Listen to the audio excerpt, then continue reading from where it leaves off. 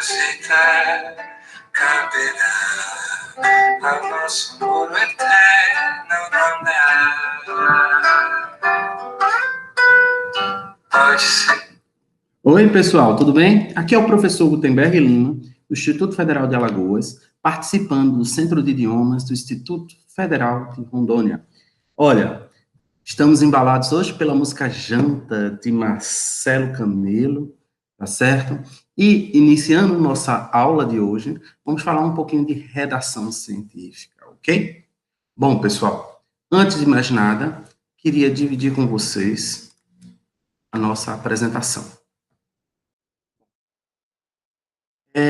Quais são as características da redação científica? A primeira coisa que a gente tem que saber é que a redação científica é um tipo de linguagem utilizada no campo do estudo científico.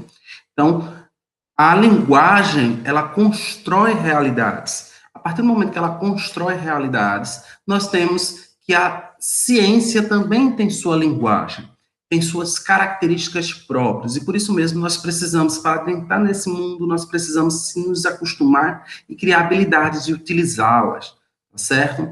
O mundo da ciência requer uma linguagem própria. Primeira característica da linguagem da redação científica é a linguagem denotativa. O que é a linguagem denotativa? É aquela que não é figurada, aquela em que você usa no sentido comum as palavras, evitando duplicidade de significação, evitando metáforas, evitando comparações, evitando elementos que venham a dar duplo sentido às palavras. Não que a gente não use metáforas, não que a gente use comparações, sim, é muito utilizado, mas tem que ser com parcimônia, com muito cuidado, para que o leitor consiga realmente perceber o sentido que você quer dar a essas palavras e não haja dupla significação. Por isso mesmo, o texto tem que ser unívoco. O que é isso? Uma só voz. Tem que ser uma só interpretação. Não cabe na redação científica mais de uma interpretação. O que está escrito deve ser claro o suficiente, deve ser tido como única fonte de interpretação. E a partir dessa única fonte de interpretação, a gente poder ter mais segurança científica sobre os dados ali colocados. Bom, outra característica muito importante da redação científica é o uso do argumento de autoridade. O que é o argumento de autoridade? Dentre as características da textualidade é a intertextualidade. É você usar a voz do outro. Então, você traz vozes de autoridade sobre aquele assunto, aquele conteúdo que você está estudando.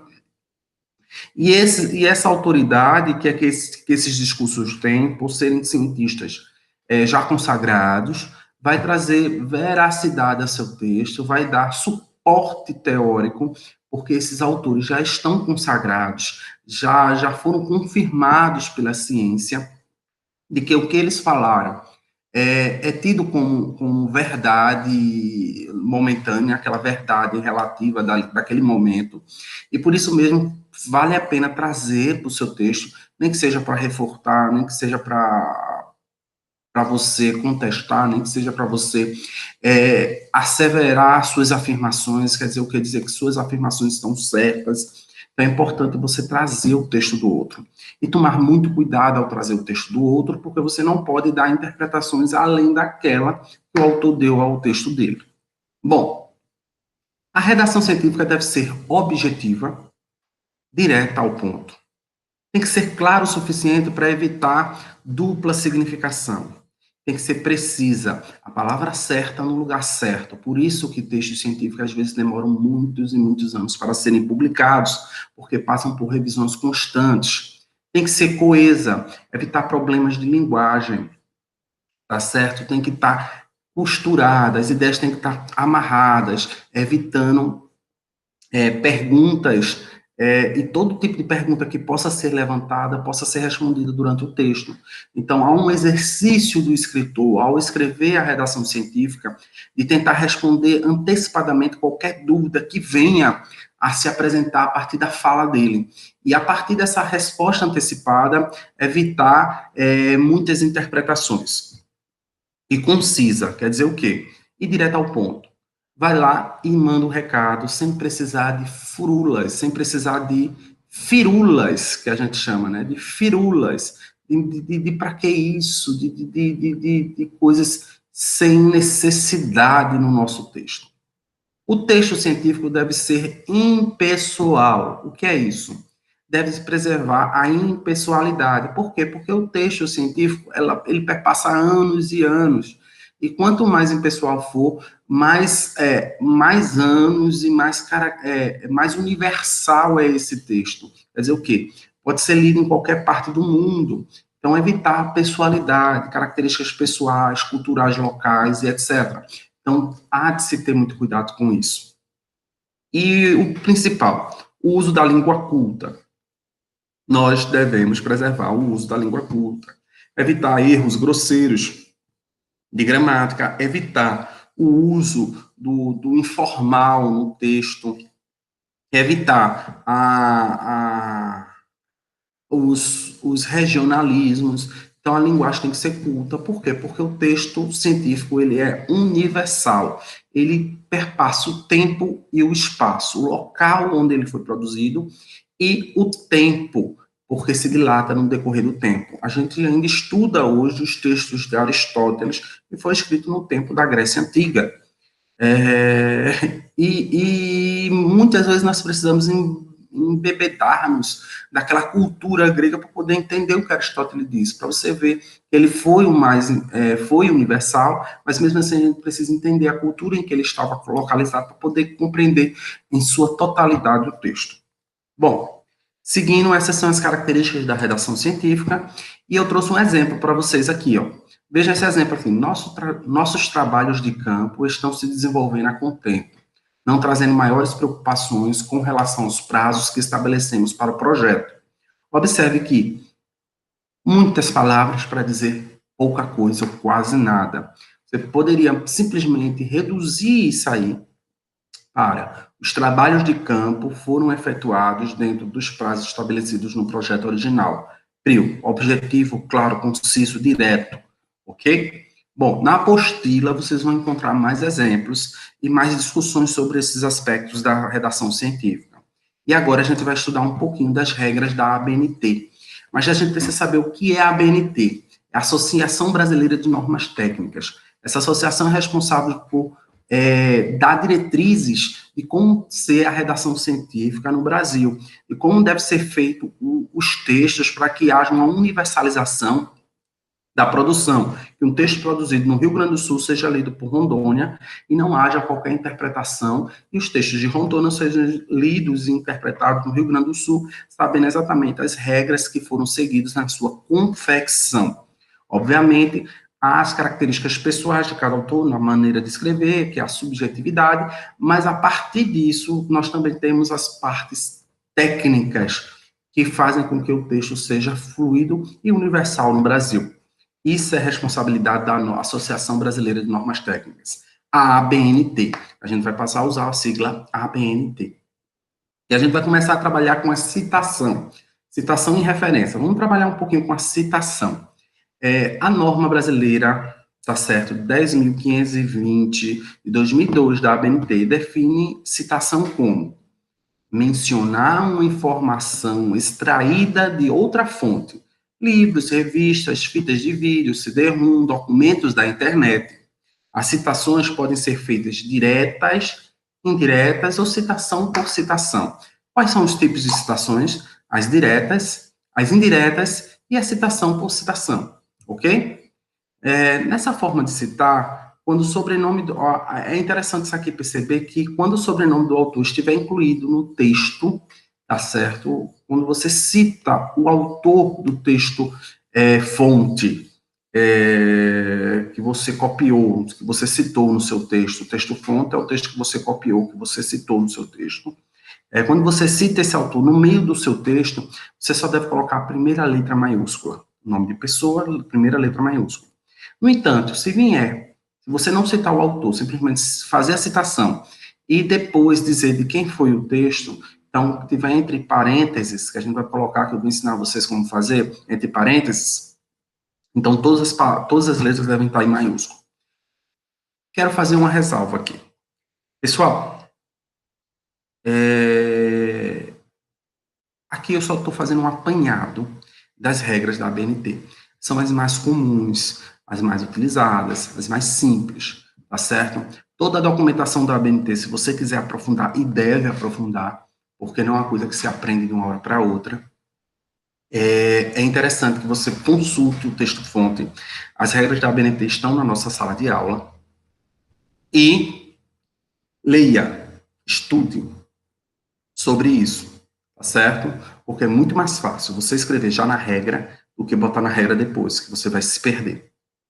Então, antes de começar a escrever o texto científico, é interessante que você faça um estudo detalhado de como fazer todas as referências, todas as citações, porque assim facilita na hora de você escrever, que você já vai escrevendo no padrão.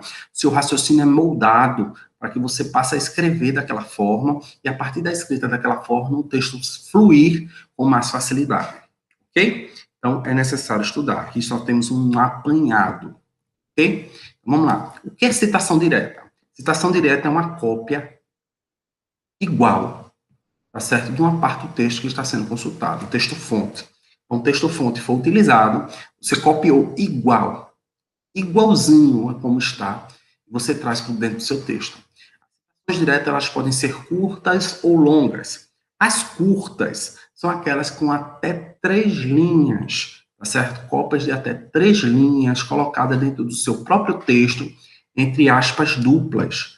Então, você coloca, incorpora dentro do seu texto essa citação, sem problema nenhum. Lembrando que tem que estar homogêneo o seu texto, coadunar, estar de acordo com o texto-fonte que você vai trazer para a cópia do seu texto, e deve estar entre aspas, até 3 linhas. Isso é citação curta. Então, Rochas, aqui, ó, 2007, página 22. Uma coisa interessante, observe que Rocha está só com a primeira letra maiúscula. Por quê? Porque eu incorporei dentro do meu texto o nome da pessoa. Aí venho entre parênteses o ano de publicação do livro e a página. P, ponto, quer dizer a página que eu tirei essa citação. Porque qualquer pesquisador que queira consultar a veracidade dessa informação que eu estou trazendo, ele pode consultar essa obra e vai localizar lá esse livro, essa informação que eu estou trazendo. Então, tá aí, Rochas. Ao analisar o estágio supervisionado em administração, afirma que o mesmo, entre aspas, implica uma proposta de mudança baseada nos conhecimentos e habilidades envolvidos ao longo do curso. Observe que a parte que não é minha está sem aspas e a parte do autor copiado está, entre aspas, menor do que 3 linhas, citação curta, direta. No exemplo 2, aqui eu trouxe o nome do autor, ele não está incorporado no meu texto, o nome do autor não está incorporado no meu texto, quer dizer o quê? Eu simplesmente citei ele e coloquei o nome do autor entre parênteses. Por isso mesmo, todas as letras do sobrenome da pessoa está em maiúsculo. Observem aqui, ó. O desenvolvimento de uma pesquisa acadêmica, como toda atividade racional e sistemática, exige que as ações desenvolvidas sejam efetivamente planejadas. Gil, 2007, página 19. Então, se você for no livro de Gil, em 2007, na página 19, você vai encontrar exatamente essa informação que eu estou trazendo aqui, que está, entre aspas, copiado, igualzinho. Observem as letras maiúsculas, entre parênteses. Esse é o formato oficial da ABNT. E o que são citações diretas longas? São aquelas com mais de 3 linhas. Toda vez que eu tiver mais de 3 linhas, eu tenho uma citação direta longa. E ela deve ser destacada com o recuo da margem esquerda em 4 centímetros. 4 centímetros afastado da folha, da margem esquerda, sem aspas duplas, então não coloco aspas, já não cabe mais aspas, porque esse recuo já faz esse destaque. Fora isso, deve digitados com um espaço simples, observe que eu tenho aqui o exemplo, ó, um espaço simples, um recuo de 4 centímetros, e a fonte deve ser 10, quer dizer o quê? Um pouquinho menor do que a original. Se a gente digita todo o texto em fonte 12, tamanho 12 da letra, Time New Roman ou Arial, o texto, a citação direta longa deve ser digitada em 10. Aqui não está nesse padrão porque é uma apresentação, mas vocês podem ver isso em qualquer texto científico, nos exemplos que eu trago lá na apostila. Então, tá aqui, pessoal, o texto. Então, ó, a pesquisa bibliográfica pode ser definida como um apanhado geral sobre os principais trabalhos já realizados, revestidos de importância por serem capazes de fornecer dados atuais e relevantes relacionados com um tema. O estudo da literatura pertinente pode ajudar a planificação do trabalho, evitar a duplicidade de certos erros e representa uma fonte indispensável de informações, podendo até orientar as indagações. Tá aqui, ó, Marconi, Lakatos, 2006, as autoras. 2006, página 25, você encontra essa informação, que é uma pesquisa bibliográfica. Interessante perceber que o recuo foi dado, trouxe o texto da autora, coloquei aqui por uma linha e retorno meu texto. Esse daqui é a citação direta longa, tá ok? Vamos lá. Outro exemplo. Lá no anterior a gente viu que as autores estavam entre parênteses, por isso todos em caixa alta.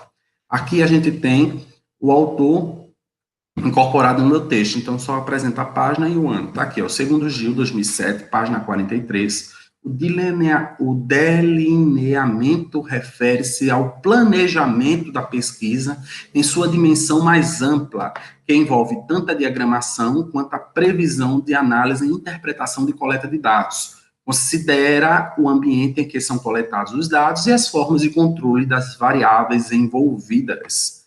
Bom, tá aí, ó, destacado, recuo de 4 centímetros por uma linha, aqui novamente eu pulo outra linha, continuo o meu texto, fonte 10, Time New Roman ou Arial, tá certo? O tipo de letra. Então, nós temos aqui um texto, uma citação direta longa. Bom, próximo. Citação indireta. O que é uma citação indireta? Quando o autor do trabalho acadêmico desenvolve a ideia de outros autores com as suas próprias palavras, através de uma palavra escrita da mesma informação com outras palavras, você se apropria da ideia da outra pessoa, se apropriou da ideia daquele outro texto e trouxe com suas palavras aquela ideia. Quando você faz isso, que traz com suas palavras aquela ideia, você tem uma citação indireta, tá certo? E por isso mesmo você deve demarcar de quem é aquela ideia que você está trazendo para o seu texto. Isso requer muita leitura e muito cuidado, principalmente na hora de você interpretar o texto alheio. Há uma premissa no texto científico que você tem que dar valor à ideia que foi feita. Você tem que ser preciso o suficiente e dar valor à ideia do outro para que suas ideias sejam validadas. Então, por isso que o plágio, ele é condenado na redação acadêmica e traz problemas terríveis para o desenvolvimento da ciência. Então, evite plágios, tá certo? Plágio de ideias. As ideias têm que ser sua, tem que ser vinda de você, baseado nos outros, claro, obviamente, e respeitando as palavras dos outros. Então, tem que tomar muito cuidado com isso. Dê o devido valor a quem é de valor. Se você leu essa informação em algum texto, recupere esse texto e cite na sua referência, faça uma citação desse texto, cite na sua referência esse texto, e só assim você garante o progresso da ciência. É um trabalho árduo, um trabalho difícil, mas necessário.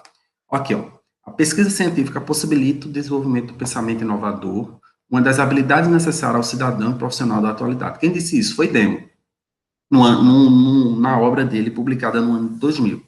Não precisa mais da página. Como a citação é indireta, quer dizer o quê? Pode estar em várias partes do livro dele, do texto dele, então não necessita necessariamente da página. No ano de 2002, Demo pensava dessa forma. Isso é que é importante. Por quê? Porque se você colocar de outra forma, Demo pode trocar de pensamento, mudar a maneira de pensar, então tem que colocar o ano que ele pensava aquilo. Naquele ano ele pensava dessa forma, depois ele trocou ou permaneceu. Isso é importante destacar. Por isso que, às vezes, é importante fazer uma leitura completa da obra de determinado autor, principalmente quando esse autor é base da sua pesquisa. Então, você tem que ver todas as publicações desse autor. Exemplo 2. Gil, 2007, está vendo aqui, ó, Rochat, 2007, os dois pensavam da mesma forma no ano de 2007, dão importantes contribuições e orientações na definição de técnicas a serem utilizadas numa pesquisa científica. Então, esses dois aqui pensam da mesma forma, uma citação indireta. Quando você coloca com suas palavras o o que o outro disse. Bom, e citação de citação? Quer dizer o quê? Citar de uma citação. A citação de citação acontece quando o autor utiliza uma citação direta ou indireta de outro texto, que já é uma citação, pois não teve acesso aos originais. Isso é muito importante. Citação de citação só deve ser feita quando você não tem acesso aos originais. Se um texto que você está lendo, está estudando, citou outro, corra atrás desse, e você acha importante para o seu trabalho, corra atrás desse outro texto. Se você não conseguir os originais daquele outro texto, é que você faz uma citação de citação. Obras recentes, de poucos anos, não deve ter citação de citação. É necessário que você leia aquele outro texto, vá em busca, faça uma pesquisa grande na internet, faça uma compra desse livro em outro país até, e vá em busca desse original. Textos muito antigos, que é muito difícil conseguir o original desses textos, textos muito antigos, principalmente porque estão em bibliotecas antigas, bibliotecas estão fechadas, bibliotecas acervo seleto, quer dizer o que nem todo mundo tem acesso a esse acervo. É interessante que esses textos sejam lidos e feito citação por citação. Aí você pode utilizar citação por citação porque o leitor que vai ler seu texto vai perceber que você não teve acesso aos originais, teve um problema de originais, mas confia naquele outro autor que teve acesso aos originais e trouxe no seu texto. Para esses casos, utiliza a expressão latina, apud. Apud quer dizer o quê? Citado por, conforme, de acordo com ou segundo. Então, esse apud em latim é uma expressão latina que deve vir em itálico, toda expressão latina deve vir em itálico, que identifica a citação de citação. Então, observem aqui esse exemplo. Segundo Celtz, apud Gil, 2007, então foi citado por Gil. Segundo Gil, Celtz, esse texto foi dito em Celtz em 2007, no livro de Gil de 2007, está esse autor aí. As dificuldades na formulação de um problema de pesquisa podem ser minimizados se houver envolvimento sistemático com a temática a ser investigada, através de leituras da literatura existente e do diálogo com profissionais com experiências práticas na área. Define-se a pesquisação como, olha aqui, uma citação direta, citação de citação, um tipo de pesquisa com base empírica que é concebida e realizada em estreita associação com uma ação ou com a resolução de um problema coletivo, e no qual os pesquisadores e participantes representativos da situação ou do problema estão envolvidos de modo cooperativo ou participativo. Tiolet Apud, Gil, citado por Gil em 2007, na página 55. Citação direta longa, então já sei até a página que foi feita. Aqui é citação indireta, então só coloco o ano. Ok, pessoal? Então, algumas observações ainda que devem ser percebidas. Quando utilizamos partes diferentes do texto, determinando uma retirada de um trecho desse texto, a supressão de parte do texto, a expressão é essa, supressão de parte do texto, isso deve ser indicado com reticência entre colchetes. Esse aqui, ó, uma supressão. Eu tirei um pedaço do texto. As supressões podem aparecer no início, no meio ou no fim dos trechos citados, como a gente viu nos exemplos. Pode-se fazer interpolações, acréscimos ou comentários seus sobre o texto do autor, desde que esteja entre colchetes. As citações podem ser destacadas, quer dizer o quê? Você dá destaque a determinado trecho que é importante que o leitor perceba. Aí você pode fazer um grifo, um sublinhado, um negrito ou um itálico. Esse destaque deve ser marcado com a expressão entre parênteses, grifo nosso. Então, você no final da citação coloca grifo nosso, que foi você que fez o destaque após a citação. Mas se no texto original já tiver o destaque, contudo, se o destaque já estiver presente na obra que você copiou e copiou com um destaque que o autor do texto-fonte já tenha colocado. Aí você coloca a grifo do autor, quer dizer o quê? Está copiando igual que o autor fez e deixa isso claro para o leitor.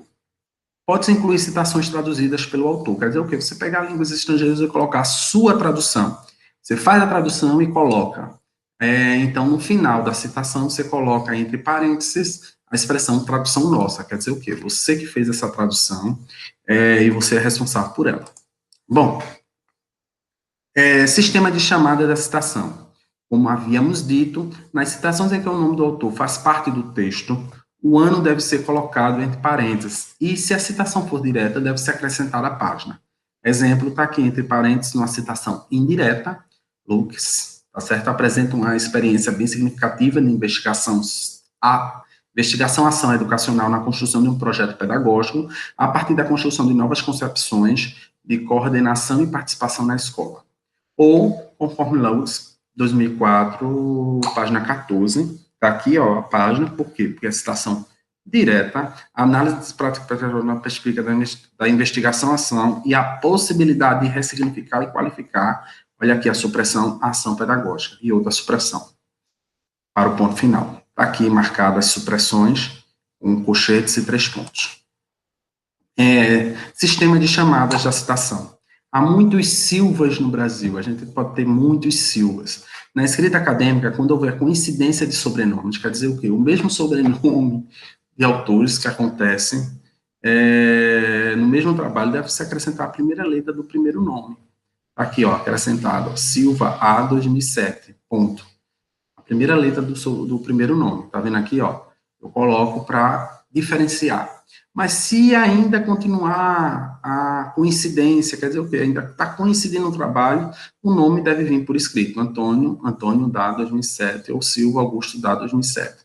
Isso é importante para você destacar no seu texto. Há escritores que escrevem muito e podem acontecer de se precisar usar citações de diversos documentos diferentes de um mesmo autor e publicados no mesmo ano.